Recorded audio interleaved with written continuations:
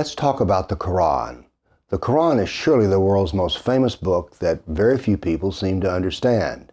How many people do you know who set out to read the Koran and then put it down and said, it didn't make any sense to me? Well, there's a reason why they say it doesn't make any sense to them, because it doesn't make any sense.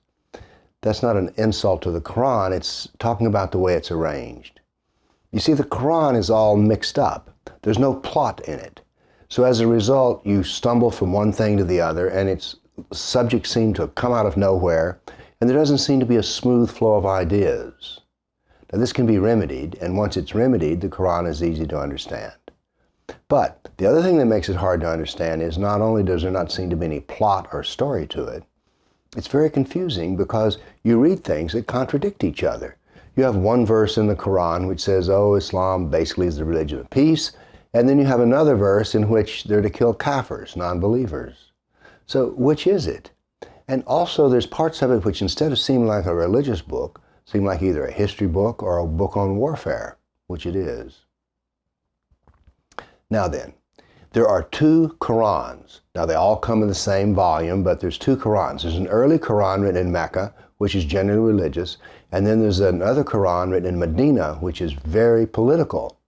So the contradiction here is the fact that the latter Koran in Medina can contradict the earlier Koran written in Mecca.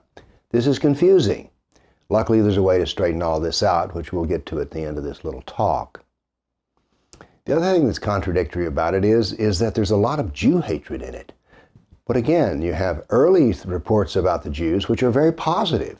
And then by the end of the Koran, they're calling them apes and pigs and killing them. Here's how we make sense of the Koran.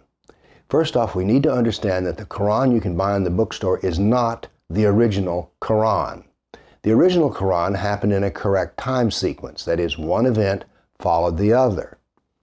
And also there was a context, which was Muhammad's life. And Muhammad's life is the clue on how to make the Koran readable. If you take the Koran and put it in the right time order, and this is no big secret, it's well known, and then you integrate Muhammad's life into it so that you see Muhammad and Allah on the same page. Now they're not to be confused because they're two different voices. But let me give you an example of why it makes it easy.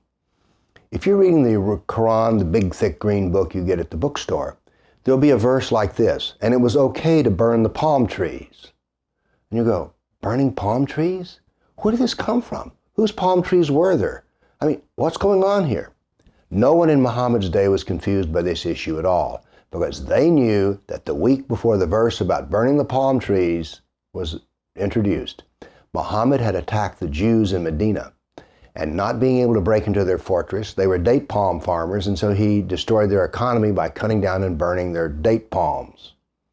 Every Arab knew this, so when the verse came down that it was all right to do this, they were not confused about what the verse was about. So, if we take Muhammad's life story and integrate it into the Quran, everything makes sense all of a sudden, even the contradictions. So, when you have it in the right time sequence, you see that the Quran begins with a praise and hymn to God and ends with political domination of the entire world. Once it's put together in the right way, it is a fascinating read, which I encourage you to do. Thank you.